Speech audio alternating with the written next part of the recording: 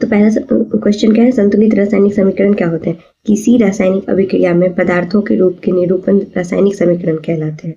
Means वह समीकरण जिससे समीकरणों के दोनों और सभी अणु और परमाणु बराबर संख्या हो तो उसे संतुलित रासायनिक समीकरण होता है। यानी कि कोई भी चीज को कोई भी एक रिएक्शन होता है कि जैसे कि एल्युमिनियम हाइड्रोजन से कैसे यानी कि एसिड से कैसे रिएक्ट करते हैं और क्या बनते हैं, उनको हम लोग एक इक्वेशन में दिखाते हैं जिसे हम लोग क्या बोलते हैं, रासायनिक समीकरण बोलते हैं। ठीक है, और इसे संतुलित करना क्यों जरूरी है? द्रव्यमान संरक्षण के नियम से दोनों तरफ जो है समीकरण के अणु और परमाणु कैसे होते, संख्या बराबर होते हैं, इसे संतुलित रासायनिक समीकरण कहते हैं। जैसे कि यहाँ पे क्या है, इस जैसे यहाँ पे एल्युमिनियम कितना एक है और इधर कितने हैं दो, इधर क्या किए दो ऐड कर दिए, यानी कि यहाँ भी दो एल्युमिनियम यहाँ भी दो एल्युमिनियम, यहाँ पे H2SO4 है, H2 कितने हैं दो है, इधर भी H2 दो है, तो इसको नहीं करेंगे। ठीक है, फिर सल्फर है, सल्फर इधर भी है 3, इधर सल्फर 3 है, ऑक्सीजन कितने हैं 12 है, तो इधर 3 लगाएंगे और इधर 2 लगाएंगे तो हमारा पूरा इक्वेशन ही बैलेंस हो जाएगा। नेक्स्ट क्वेश्चन क्या बोल रहा है,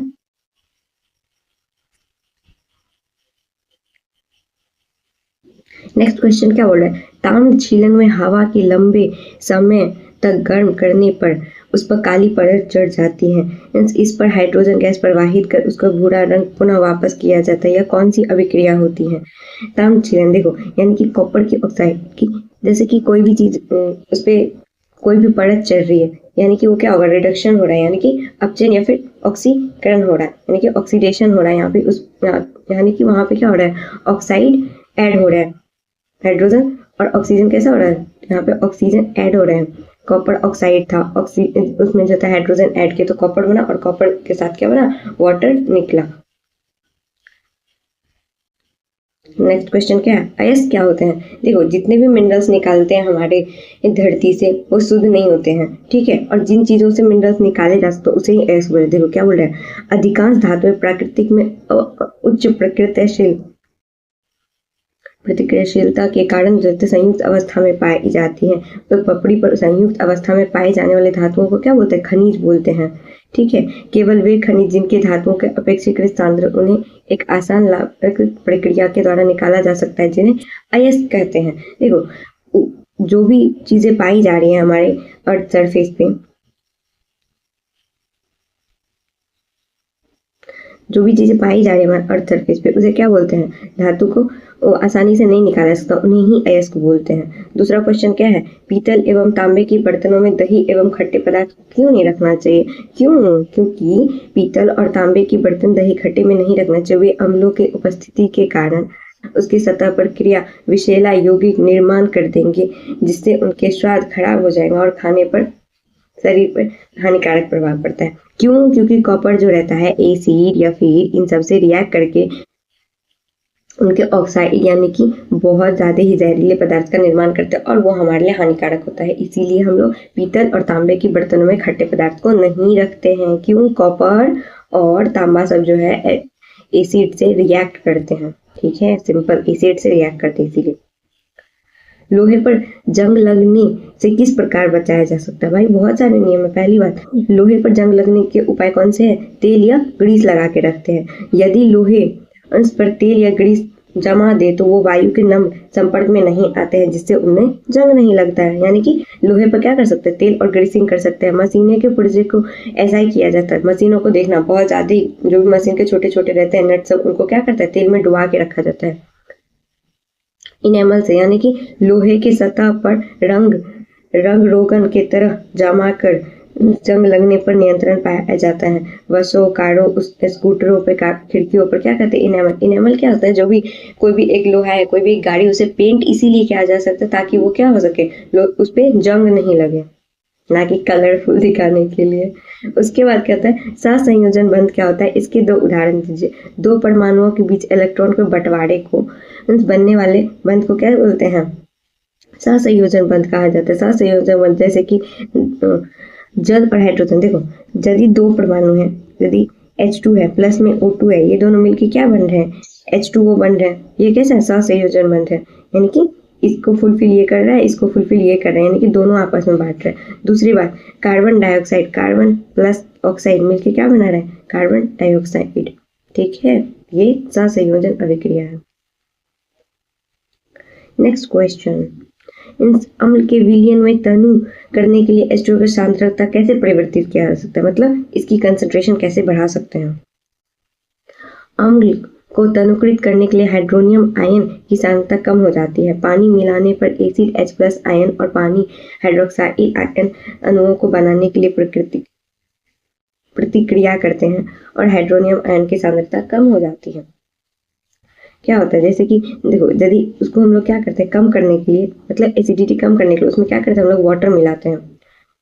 क्या करते हैं उसमें हम लोग वाटर मिलाते हैं, तो पानी क्या देता है एसिड से H+ आयन और पानी से OH आयन को क्या करते हैं बना के प्रतिक्रिया करते हैं और हाइड्रोनियम आयन की सांद्रता कम हो जाती है। समझे।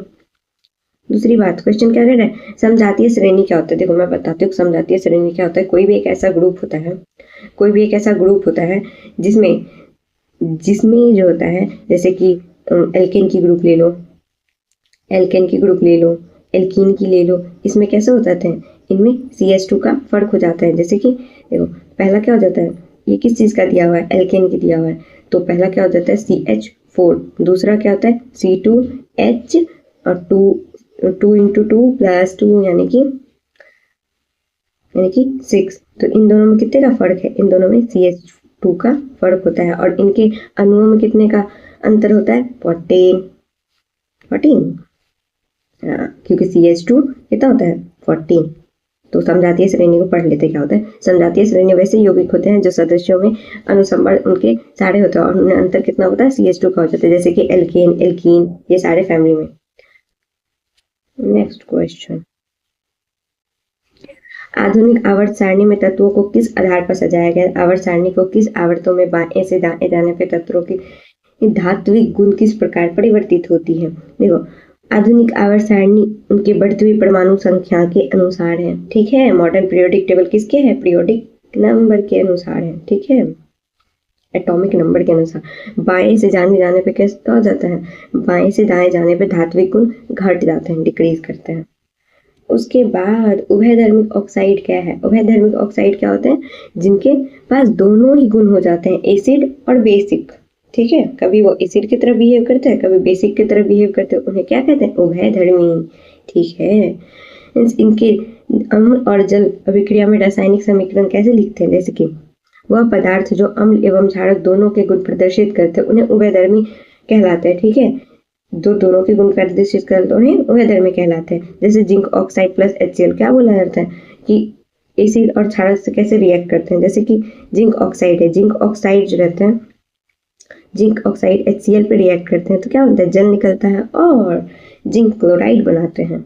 उसी तरीके से जिंक ऑक्साइड यदि NaOH, ये क्या है, ये बेस है, ये क्या था एसिड है, बोला एसिड और बेस दोनों से रिएक्ट करके बताओ कैसा होता है।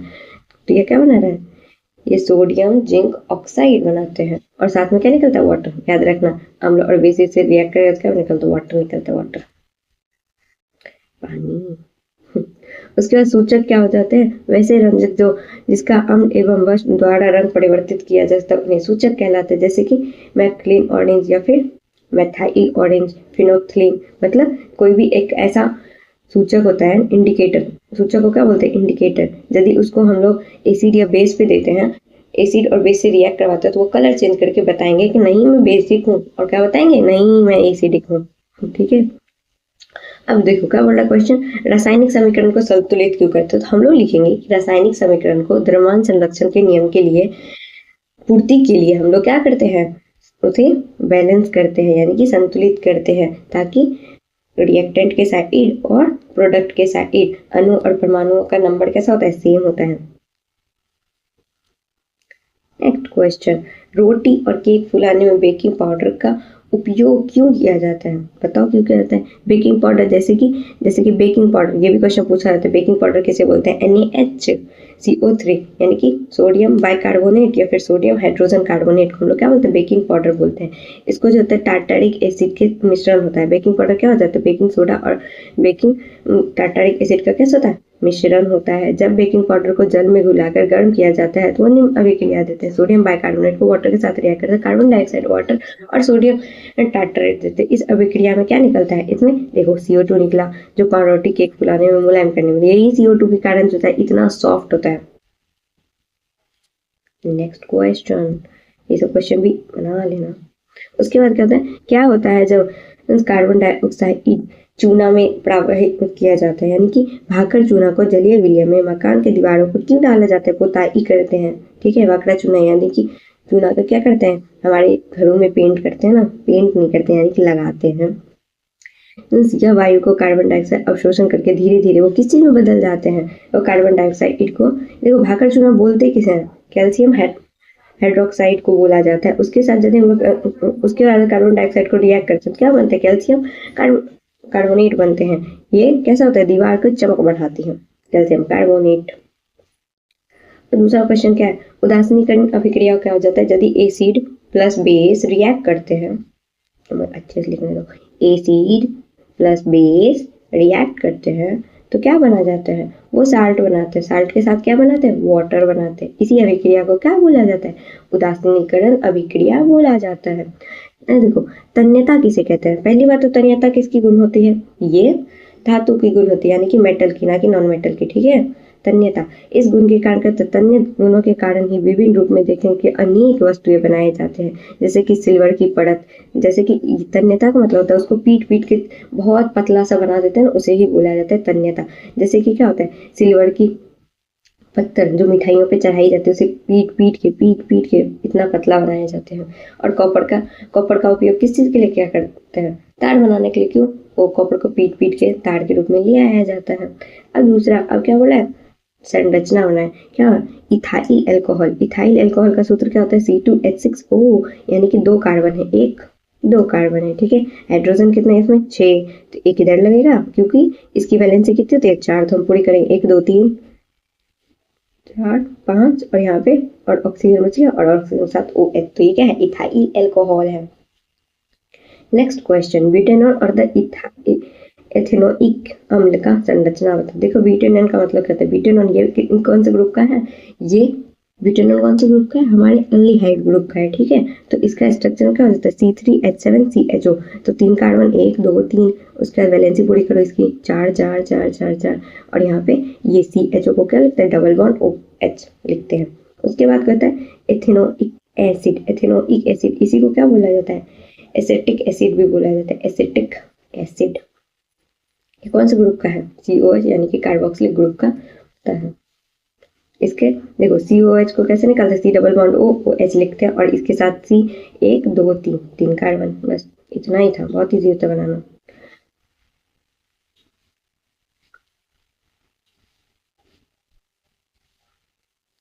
नेक्स्ट क्वेश्चन क्या बोला है, लोहे की वस्तुओं को जस्तीकरण क्यों किया जाता है। देखो लोहे की वस्तु को जस्तीकरण क्या होता है, पहली बात तो जस्तीकरण क्या होता है, जस्तीकरण क्या होता है, लोहे पर जब हम लोग जिंक ऑक्साइड की परत को चढ़ाते हैं तो उसे हम लोग जस्तीकरण कहते हैं। जिंक ऑक्साइड की परत को चढ़ाते हैं उसे क्या बोलते हैं, जस्तीकरण कहते हैं। जिंक ये क्या करते हैं, जिंक की पतली परत चढ़ाने को गैल्वेनेशन, इसी को जस्तीकरण को क्या बोलते हैं, गैल्वेनीकृत लोहे को अधिकांश बाल्टिन और पाइप में होता है। लोहे को कॉपर से गैल्वेनीकृत नहीं किया जाता, लोहे को जिंक से ही कर सकते हैं, कॉपर से गैल्वेनीकृत नहीं करते, क्यों, लोहा कॉपर से अधिक अपेक्षाकृत जो होता है, लोहा कैसा होता है, ज्यादा रिएक्टिव होता है, इसीलिए। दूसरा क्वेश्चन क्या बोल रहा है भाई, इस बेकिंग पाउडर क्या होता है, बेकिंग पाउडर रासायनिक sodium bicarbonate, sodium hydrogen carbonate, जिसका नाम क्या हो जाता है, अभी मैंने बताया सोडियम पाउडर क्या होता है, बेकिंग पाउडर NaH। देख लो भाई सेम क्वेश्चन पूछा जाता है, बस थोड़ा लैंग्वेज चेंज कर लेते हैं वो लोग। यह सोडियम हाइड्रोजन कार्बोनेट होता है। बेकिंग सोडा कैसा होता है, इसी बेकिंग सोडा को मीठा सोडा या फिर खाने का सोडा भी कहते हैं। इसे बनाया कैसे जाता है, यह अमोनियम सोडियम विधि द्वारा तैयार किया जाता है। कच्चे पदार्थों को अमोनियम, इसमें कैसा हो जाता है, अमोनिया हो जाता है, वाटर हो जाता है, कार्बन डाइऑक्साइड में सोडियम क्लोराइड ऐड करके इसे बेकिंग पाउडर में निर्माण किया जाता है। देखो NaCl वाटर, कार्बन डाइऑक्साइड और ammonia, NaCl water, carbon dioxide और अमोनिया को क्या करता है, अमोनियम क्लोराइड और बेकिंग पाउडर का निर्माण करते हैं, जिसे क्या होता है, सोडियम बाइकार्बोनेट या फिर सोडियम हाइड्रोजन कार्बोनेट बोला जाता है, ठीक है। उसके बाद संयोजन अभिक्रिया क्या होता है, यदि दो और दो से अधिक पदार्थों को संयोग करके नए पदार्थों का निर्माण किया जाता है, उसे क्या बोलते हैं, उसे संयोजन अभिक्रिया बोला जाता है। जैसे कि कार्बन कोयला और उसको ऑक्सीजन की उपस्थिति में रिएक्ट करवाते हैं तो क्या बनता है? कार्बन डाइऑक्साइड बनता है। हाइड्रोजन ऑक्सीजन से अभिक्रिया करके क्या बन जाता है? देखो हाइड्रोजन अलग होता है, ऑक्सीजन, ये दोनों गैस होता है, फिर भी ये क्या बनता है? लिक्विड बनाते हैं। ये सॉलिड था, ये गैस था, ये क्या बना रहे हैं? गैस बना रहे हैं। कार्बन ऑक्सीजन कार्बन डाइऑक्साइड बनाता है, हाइड्रोजन ऑक्सीजन वाटर बनाते हैं। नेक्स्ट क्वेश्चन, मैंने ये क्वेश्चन पहले भी बताया है कि आयोडीन युक्त नमक किसला क्यों दिया जाता है? हमारे बॉडी में हो जाता है एक हार्मोन होता है जिसमें बोलते हैं थायरॉक्सिन। ठीक है, थायरॉक्सिन किस चीज पे काम करते हैं? आयोडीन होना चाहिए। आयोडीन नहीं हुआ तो कौन सी बीमारी होगी? गोइट्री। मैंने इतने डिटेल में ये सारे क्वेश्चन करवाए हुए हैं। ठीक है, तो हमारे शरीर में क्या होता है? आयोडीन की कमी से कौन सा रोग होता है? गोइट्री हो जाता है। आयोडीन युक्त नमक किस में हो जाता है? NaCO3 या फिर के आई में यानी कि पोटेशियम आयोडेट में मिलता है। उपयोग से घिघा की बीमारी से बचा जा सकता है। यदि गोइट्री नहीं आनी है तो आयोडीन युक्त नमक खाना चाहिए। आयोडीन युक्त की नमक की सलाह दी जाती है। उसके बाद कहते हैं धोबिया सोडा का अनुप्रयुक्त क्या हो जाता है? धोबिया सोडा क्या हो जाता है? धोबिया सोडा का अनुसूत्र क्या हो जाता है? Na2CO310H2O हो जाता है। इसका प्रयोग किसमें करते हैं? कांच, साबुन, कागज उद्योग में किया जाता है। पहली बात, इसका उपयोग किस में किया जाता है? कांच,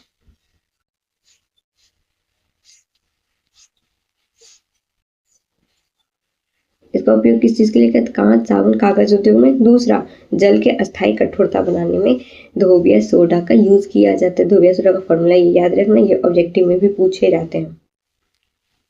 ठीक है, नेक्स्ट क्वेश्चन, दो भौतिक गुणों के आधार पर धातु और अधातु को स्पष्ट कीजिए। तो पहले तो तुम यहाँ ऐसे बड़ा सा लाइन बनाना, इधर लिखना धातु, इधर लिखना अधातु। देखो इसमें क्या सब होता है? High melting point, boiling point होता है, यानी कि उच्च मेल्टिंग पॉइंट, बॉइलिंग पॉइंट होते हैं। गलनांक और गलनांक इसकी कितनी होती है? ज्यादा हो जाती है, लेकिन इसकी कैसे हो जाती है? अधातु की क्या होती है? कम होती है। दूसरी बात, एक धातु कैसे होते हैं? तन्य होते हैं, अधातु तन्य नहीं होते हैं। अधातु कैसे होते हैं? जबकि ये भंगुर होते हैं, यानी कि इसे थोड़ा सा भी पिटो टूट टूट के बिखर जाएगा। अब ये क्वेश्चन कैसा था? Plaster of the Paris. ये क्वेश्चन मैंने पहले भी दिखाया था कि फर्स्ट में पूछा गया था। प्लास्टर ऑफ पेरिस का, प्लास्टर पेरिस जल से अभिक्रिया करके कठोर पदार्थ को बनाता है जिसे हम लोग क्या बोलते हैं? जिप्सम। जिप्सम कैसे बनता है? देखो प्लास्टर पेरिस क्या हो जाता है? CaSO4 2 होल ट्वाइस .H2O, और इसके साथ क्या अभिक्रिया करता है? वाटर। वाटर मिलके क्या बन जाता है? Ca। अब तुमसे पूछेगा क्वेश्चन में ऑब्जेक्टिव में कि जिप्सम का सूत्र क्या होता है? CaSO4 यानी कि कैल्शियम सल्फेट को क्या बोला जाता है? .2H2O को क्या बोला जाता है? इसे बोला जाता है जिप्सम। प्लास्टर ऑफ पेरिस को सुरक्षित रखने के लिए इसे क्या बोलते हैं? आर्द्रता से दूर रखना चाहिए। ठीक है, दूसरी बात, मिश्र धातु क्या होता है? मिश्र धातु, यदि एक धातु प्लस अधातु मिलके क्या बनाते हैं? मिश्र धातु। या फिर धातु और धातु मिलके भी क्या बनाते हैं? मिश्र धातु बनाते हैं। ठीक है, जिसे हम लोग क्या बोलते हैं? एलॉय। अब देखो पीतल क्या हो जाता है? पीतल किससे बनते हैं? कॉपर और जिंक का कैसा होता है? मिश्र धातु। ये किस चीज के लिए? तो पीतल की घरेलू बर्तन होते हैं, यंत्रों में बनाए जाते हैं। दूसरी बात, कांसा क्या हो जाता है? कॉपर और टिन के मिश्र धातु को क्या बोलते हैं? कांसा बोलते हैं। ये घरेलू बर्तन, मूर्तियां बनाने में प्रयोग किया जाता है कांसा का। अब देखो नेक्स्ट क्वेश्चन क्या है? किण्वन क्या होती है? किण्वन क्या होती है? किण्वन प्रक्रिया सबसे पहले किसके लिए यूज की जाती है? अच्छा, करता कौन है? ये ईस्ट करता है। ईस्ट क्या है? यूनिसेलुलर है। ये सब एग्जाम, ये सब भी चीजें रख लेना चाहिए। ठीक है, आगे क्वेश्चन देखो, जटिल, इसमें क्या होता है? जटिल कार्बनिक यौगिक से तोड़ के इंजाइम और ईस्ट के हेल्प से इस सरल कार्बनिक यौगिक का निर्माण करते हैं। इसी को हम लोग किण्वन प्रक्रिया बोलते हैं। इसी किण्वन प्रक्रिया से क्या बोलते हैं? इसे क्या होता है? फर्मेंटेशन। फर्मेंटेशन से क्या बनते हैं? अल्कोहल बनते हैं, एथेनॉल बनते हैं। देखो इथाइल अल्कोहल, यही तो है एथेनॉल। इथाइल अल्कोहल को एथेनॉल बोलते हैं, यानी कि शराब। इसमें कैसा होता है? ग्लूकोज को किससे रिएक्ट करते हैं? जाइमीज एंजाइम, यानी कि ईस्ट से वो क्या बनाते हैं? इथाइल अल्कोहल और कार्बन डाइऑक्साइड निकलती है। याद रखना, इससे कौन सा गैस निकलती है? कार्बन डाइऑक्साइड गैस निकलती है। जस्ता के दो अयस्क के नाम क्या हो जाते हैं? दो, जिंक ब्लेंड और कैलेमाइन। कैलेमाइन को क्या बोलते हैं? जिंक कार्बोनेट बोला जाता है। तो ये याद रखना कि अयस्क और उसका जो अयस्क, कौन से अयस्क किससे निकाला जाता है, ये बहुत इंपॉर्टेंट होता है। ये निकालना चाहिए, याद होना चाहिए सबके। तो बस आज के लिए इतना ही। अब हम लोग नेक्स्ट पार्ट में पढ़ेंगे। Okay, bye.